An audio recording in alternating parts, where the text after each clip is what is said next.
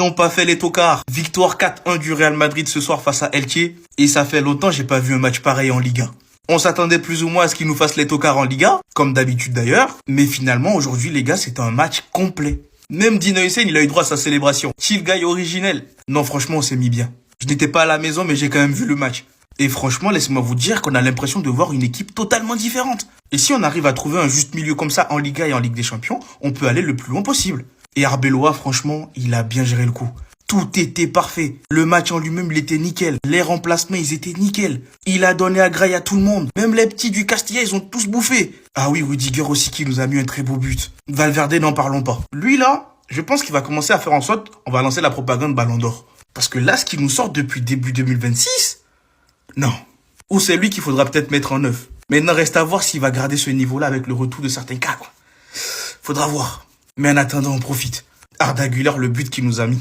Ça, je vais réserver une vidéo à part, je pense que c'est mieux. Mon petit chouchou. Ah là là là là. Il a peut-être mis le but de la saison. Thiago Pitard, je lui réserve également une vidéo. On va en parler. Y compris les petits jeunes du Castilla. On va en parler aussi. Dites-moi ce que vous avez pensé du match dans les commentaires. Et surtout pour les Real Buffs, c'est ce qu'il vous reste à faire. Abonnez-vous. On peut tous se mettre d'accord et se dire aujourd'hui que Thiago Pitard a bonifié notre milieu de terrain. Parce que bizarrement, avant Thiago Pitard, le milieu de terrain, c'était la catastrophe. Depuis qu'il est là, on a vu certains joueurs être bonifiés. On a vu un milieu de terrain qui commence à être bien huilé. C'était peut-être le fil conducteur qu'il manquait à l'équation. On voit un Tchouaméni qui joue vachement mieux, qui joue beaucoup plus libéré. On voit un Valverde, n'en parlons même pas. Il est en pétard. Non mais franchement, qu'on se dise les termes. Thiago Pitard, les gars, je suis désolé, il nous fait du bien. Non mais ce gamin-là, faudra bien le protéger et faudra bien gérer son cas. Le toucher de balle, l'intelligence dans les déplacements. Les gars, qu'est-ce qu'on ne voit pas avec lui? Qualité technique incroyable. Mais qu'est-ce qu'on demande de plus à un milieu comme ça? Tout ce qui lui manque maintenant, c'est de l'expérience. Qu'il joue des matchs, qu'il engrange de l'expérience, c'est tout ce qu'on veut maintenant. Mais ce truc-là, je l'avais déjà capté un tout petit peu chez lui. C'est pour ça que je faisais peut-être limite partie des gens qui vous en parlaient depuis bien longtemps. Et ce n'est pas le seul dont je veux parler en plus. Aujourd'hui, on a eu l'occasion de voir les petits jeunes du Castilla. Je vais en faire une autre vidéo. Vous commencez à comprendre d'où vient ma propagande des jeunes. Arrêtons de faire croire qu'on forme des tocards au Real Madrid. On a des jeunes qui sont bons. C'est juste qu'il y avait des circonstances qui faisaient qu'ils ne pouvaient pas avoir du temps de jeu. Non mais Thiago Pitard, franchement, qu'il soit épargné par les blessures, qu'il continue à progresser, qu'il continue à apprendre. Et laissez-moi vous dire que ce mec-là, ça peut être très fort. Dites-moi ce que vous avez pensé de son match dans les commentaires. Et surtout pour ne rien louper, vous savez ce qu'il vous reste à faire. Abonnez-vous. Que vous commencez à comprendre pourquoi depuis le début, je vous fais la propagande des petits jeunes du Castilla. Ça n'a pas commencé hier. Ça n'a pas commencé aujourd'hui. Ça a commencé depuis bien longtemps. Je vous ai souvent parlé de quelques noms. Je vous ai parlé de Pitard. Je vous ai parlé de Aguado. Palacios, je n'en ai pas beaucoup parlé. Pareil pour Manuel Angel. Mais pour ceux qui regardaient quelquefois des matchs du Castilla, c'est des petits jeunes qu'on remarquait déjà. Moi, ça ne me choque pas. Et Arbeloa, aujourd'hui, la gestion, elle était quasi parfaite. Il a fait gratter pratiquement 30 minutes à tous les jeunes du Castilla. En tout cas, les jeunes qu'il a convoqués. Et c'est pour ça que je vous dis, on ne forme pas que des tocards au Real Madrid. Je me dis, dans le lot, il doit y avoir quand même quelques joueurs qui sont bien. C'est pour ça que j'ai commencé à m'intéresser au match du Castilla. Et petit à petit, j'ai commencé à me rendre compte, en fait, qu'il y a des joueurs qui ont du niveau. Même s'ils montent pas en équipe première pour être titulaire indiscutable, au moins, tu sais que tu as des joueurs sur le banc qui sont grave solides et qui vont tout donner pour le club. Là où aujourd'hui, notre banc, il est vide. Et là, aujourd'hui, on a vu quoi? On a vu du Aguado, on a vu Thiago Pitard, on a même vu Dani Yanez, qui a d'ailleurs mis une bonne passe sur Dina Hussein. Non, mais les petits me font plaisir. Ils montrent enfin pourquoi j'avais lancé une propagande autour d'eux. Tout ça pour vous dire qu'il faut que vous reteniez une chose. On ne forme pas que des tocards au centre de formation du Real Madrid. Bref, dites-moi ce que vous avez pensé du rendu des jeunes sur le terrain. Et surtout pour ne rien perdre, vous savez ce qu'il vous reste à faire. Abonnez-vous. Ils ont gagné sans forcer. Le Real Madrid n'a même pas forcé. C'était tellement trop facile, à l'image de la célébration de Rudiger.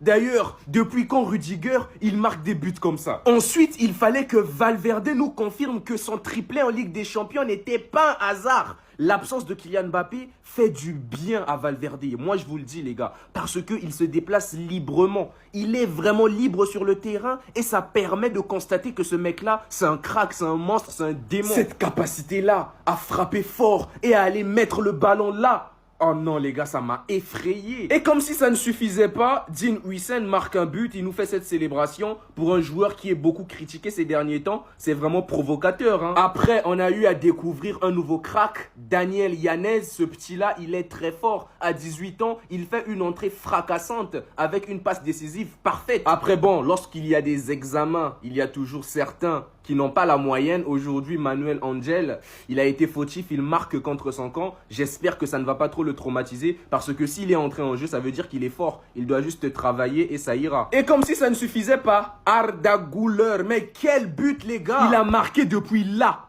Là, les gars, derrière le rond central, il a lobé le gardien. Et on a Vinicius qui n'arrive plus à marquer depuis un moment. Et là, Brahim Diaz lui refuse un but. Vini avait tellement la rage, les gars. Et on va terminer avec ça. Le Real Madrid s'est fait voler un penalty. Lorsqu'il s'agit de dire la vérité, moi je le dis, là, il y avait penalty sans débat. Le joueur vient mettre son pied devant Tchouaméni qui s'apprêtait à tirer. Tchouaméni, il a frappé le pied. Voilà, il y a penalty sans hésiter. Mais bon, au final, c'est plus beau que le Real Madrid s'impose sans penalty. Pour l'instant, ils sont à 1 point du FC Barcelone qui va jouer ce dimanche. On a hâte de regarder ce match du Barça face à Séville, les gars. Et de l'autre côté, on a Pep Guardiola qui était traumatisé. Les Madrilènes mardi, faites doucement, hein. Ne tuez pas mon vieux, s'il vous plaît. Vous savez c'est quoi le plus fou avec le but de Güler, les gars? C'est que si Mbappé avait été sur le terrain, jamais il aurait tenté ça. Jamais de la vie, il l'aurait tenté comme ça, vous savez, les gars. Si Mbappé avait été sur le terrain, Güler aurait fait la passe il aurait fait la passe, tout simplement. Il aurait essayé de trouver Mbappé dans sa zone, il aurait fait la passe directement. Voilà. T'aurais fait un appel d'Mbappé, il aurait servi Mbappé directement. C'est ça le plus fou. Jamais il se serait permis de le faire si Mbappé était sur le terrain. Parce qu'il sait très bien que juste derrière, s'il avait eu le malheur de la rater, Mbappé lui aurait vraiment passé un sale quart d'heure. Clairement, je vous le dis, les gars. Mbappé, il aurait pourri juste derrière. Il aurait dit, tu fais quoi? T'aurais pu me la servir, t'aurais pu me lancer en profondeur. Et on le sait, les gars. C'est la réalité. Et même sur des situations, on se rappelle, les gars, des situations comme contre l'Olympiakos, comme dans certains matchs, où des fois t'avais Güler qui était en face à face contre le gardien. Et malgré ça, il décalait sur Mbappé. Malgré ça, il écartait sur Mbappé. Et c'est là où on voit à quel point plusieurs joueurs du Real sont totalement libérés. Sans Mbappé. C'est sûr et certain, les gars. Mbappé, s'il te plaît, reviens vite. Parce que là, cette équipe du Real Madrid commence à aller un petit peu trop bien à mon goût. Cette équipe du Real Madrid commence un petit peu trop bien à se porter à mon goût, les gars. Je vous le dis, j'attends avec impatience le retour d'Mbappé pour venir chambouler un petit peu tout ça. Pour revenir saboter un petit peu tout ça, les gars. J'ai jamais entendu avec autant d'impatience le retour d'Mbappé au Real Madrid. Comme ça, vous savez, les gars.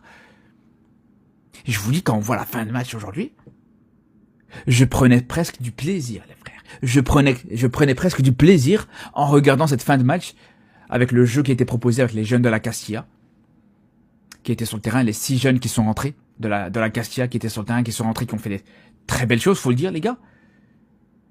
Parce que là, on sait que c'est une équipe qui est encore un petit peu insouciante, qui est un petit peu encore dans l'insouciance, qui a encore cette tendance, qui a pas encore justement cette tendance à devoir absolument jouer sur Mbappé, à avoir un jeu qui se base sur Mbappé, etc. Mais bref, quand on voit ce Real Madrid qui se porte aussi bien, je vous le dis, demain, le Barça n'aura surtout pas le droit à l'erreur contre Séville. Clairement, les gars, clairement. Valverde, je pense qu'on a compris. Là, je pense qu'on a compris. On a compris que tu sais marquer des buts. On a compris que c'est toi le patron. On a compris. Les gars, il a encore marqué avec le Real Madrid. Il a encore marqué avec le Real. Et encore une fois, le but, il est incroyable. Le Real Madrid mène 2-0. Il est impliqué sur les 2 buts. Déjà, il met un triplé contre City. Triplé. Et là, au début, premier but de Rudiger, il met une frappe sur coup franc qui revient grâce au gardien. Rudiger, il marque juste derrière. Et juste après, il reçoit la balle ici. Il va mettre un crochet au défenseur avec son pied gauche. Juste derrière, il va envoyer une frappe pied droit. Lucarne. Le gardien, il a rien pu faire carrément. Je la voyais même pas dedans. Elle a fini en lucarne. En fait, Valverde, je crois que t'es tombé sur ma vidéo et t'as pris un peu trop la vidéo au sérieux. Je crois qu'on a compris que ce joueur, il veut le ballon d'or, en fait. Non, là, il veut que marquer, là. Sur la première mi-temps, ça s'est vu. Il veut marquer. En fait, là, j'ai l'impression il a compris qu'il peut marquer à tous les matchs. Du coup, il a trouvé une nouvelle stratégie. Il a trouvé un nouveau glitch, les gars. Il veut marquer. Non, franchement, ce joueur, il est exceptionnel. Je le dis objectivement, il est exceptionnel. Il est super complet. Il marque, il fait des passes, il revient défendre. Le mec, il mouille le maillot. Il n'y a rien à dire sur la qualité de ce joueur. Tout ce qu'il apporte sur le terrain, c'est une dinguerie. J'ai même pas envie de voir la deuxième mi-temps, carrément.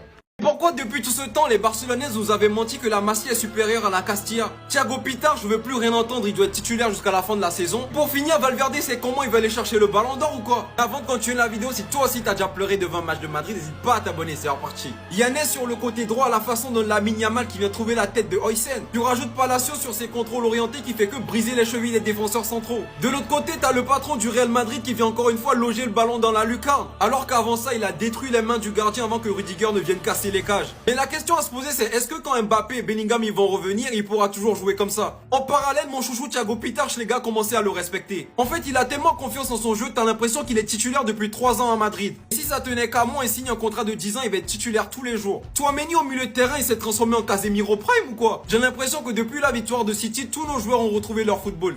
Et pour finir, t'as Højsen qui lui aussi a retrouvé ses passes en profondeur alors que tout le monde se moquait de lui. C'est impressionnant comment la dynamique peut changer en un seul match. Les gars, j'ai pas envie de m'avancer, mais j'ai l'impression que c'est plus le même Real Madrid qu'on est en train de voir. On verra bien ce que ça va donner face à City, mais moi je pars très confiant. Sinon, encore une fois, c'était votre gars Silas pour un nouveau banger.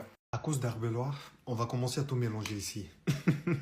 Je dis, je répète, à cause d'Arbeloa, vous n'êtes pas prêts. On va commencer à tout mélanger ici. Déjà, à partir de la 60e minute, il fait tous ces changements. On finit avec tous ces petits jeunes-là. Ça veut tout dire, les amis. On commence avec Aguado, un défenseur central, un gaucher. Franchement, très, très intéressant. S'il faut se jeter, il va se jeter. S'il faut relancer, il le fait proprement. S'il faut monter avec le ballon, il le fait. De l'autre côté, on a Dani Yanez. Les gars, un ailier. À droite, on a des problèmes alors qu'on a un profil comme ça. Pourquoi ne nous donnez pas sa chance? Après, Gonzalo Garcia, je ne vais pas vous le présenter. On le connaît déjà. Ensuite, Manuel Arel. Déjà, lui, c'est le capitaine de la Castillas. Les gars, l'assurance au milieu de terrain. Ce mec-là, il joue le ballon. Il n'a pas peur. Il joue très bien. J'ai une action dans la surface où, en mode, à ce moment-là, il faut dégager. Il dit non, je ne vais pas dégager. On va jouer. On va sortir avec le ballon. Et ensuite, on a Palacios. Les gars, ce petit-là, Palacios-là, il a une technique. En fait, c'est un très bon numéro 10. Il peut jouer derrière les attaquants, les gars. Il est bon, il est bon. Encore une fois, je dis, je répète, à cause d'Arbeloa, on va commencer à tout mélanger ici. Victoire 4-1, mes madridistas, on est fort et puis on est là. Les gars, moi je vais pas vous mentir, avant le match, moi j'ai dit le plus important aujourd'hui c'est prendre nos 3 points et penser au match de City. Oui, qu'on joue bien ou pas, je m'en foutais. Mais quand tu vois le match, franchement ça fait plaisir. Ça fait plaisir. J'ai une question à vous poser. Est-ce que c'était l'équipe première qui a joué ou la Castillas? J'ai l'impression que les petits jeunes de la Castillas, là, les petits sont boostés, hein. Les petits ont envie de jouer. Quand les petits sont rentrés sur le terrain, les gars, le ballon, il circulait mieux. Après, peut-être que les tiers en face, ils étaient fatigués. À force de jouer tout le temps en retrait avec le gardien, à un moment donné, il fallait jouer vers l'avant. C'est la même équipe contre qui on a fait deux partout. On aime bien critiquer dans la vie, mais des fois aussi, il faut dire quand ça va mieux. Franchement, Fran Garcia, ça commence à être de mieux en mieux. En plus, il doit faire 1m50, il saute plus haut que tout le monde. Tous les ballons de la tête, il va chercher. Franchement, félicitations à l'équipe. C'est un très très bon match. C'est un joli match, les gars. On va pas se mentir. Ça avait mal commencé. C'était un peu bizarroïde. Mais au final, on s'est imposé et on a gagné avec la manière, comme on dit, à la Madrid et à la masse. 40 minutes assez compliquées pour le Real Madrid en première mi-temps. On est d'accord, hein? Et ensuite, plus rien. Je vais vous avouer quelque chose. C'est la rencontre la plus relaxe que j'ai vue du Real Madrid durant toute la saison, hein. Sinon, bravo à l'équipe. Bravo pour la victoire. 4-1, c'est quand même une belle victoire. Et surtout, bravo aux buteurs. Rudiger, Valverde, Højsen et Arda Güler, les amis.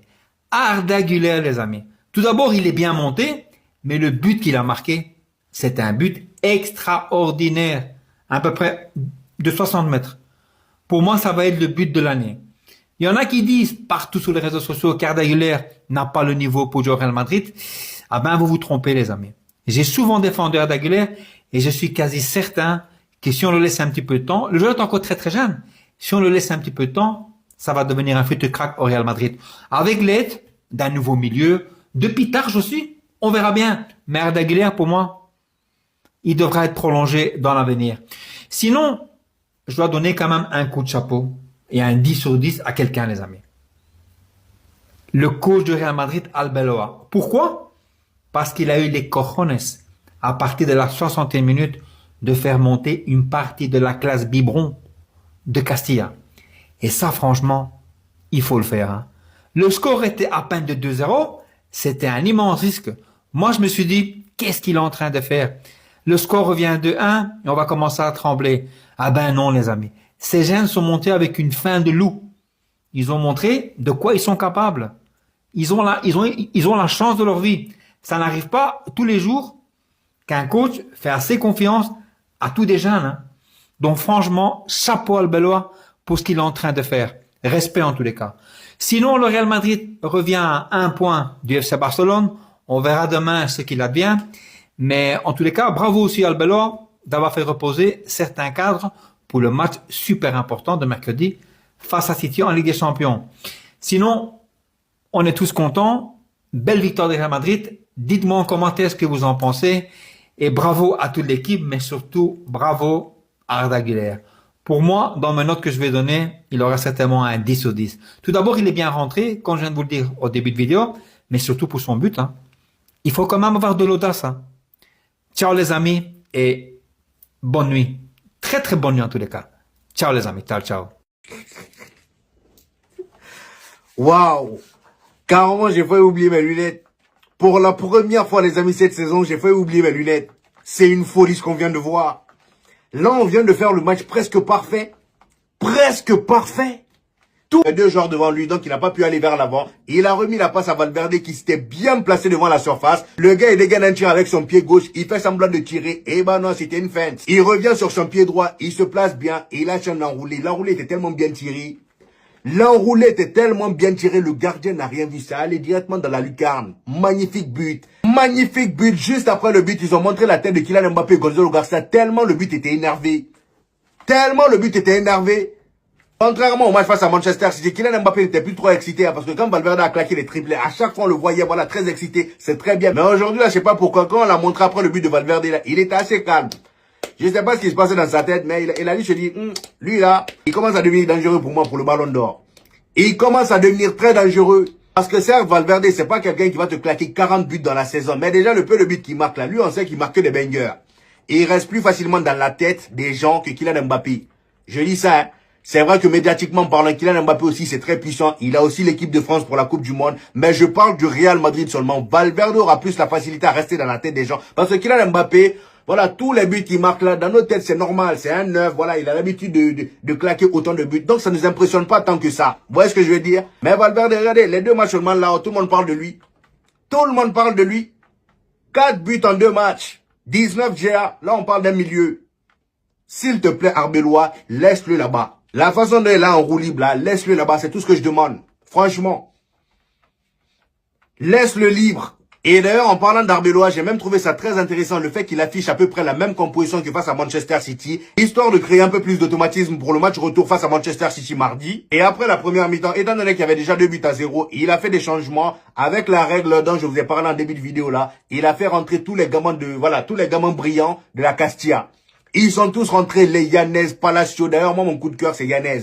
Même s'il nous a, voilà, on s'est pris un CSC, c'est pas de sa faute, c'est Kamavinga. Kamavinga lui aussi. Et puis lui, il fait beaucoup ce genre d'erreur. Hein. Remarquez bien, la plupart du temps où on se prend des CSC ou des trucs bizarres, des pénaltys ou je ne sais quoi, c'est souvent Kamavinga.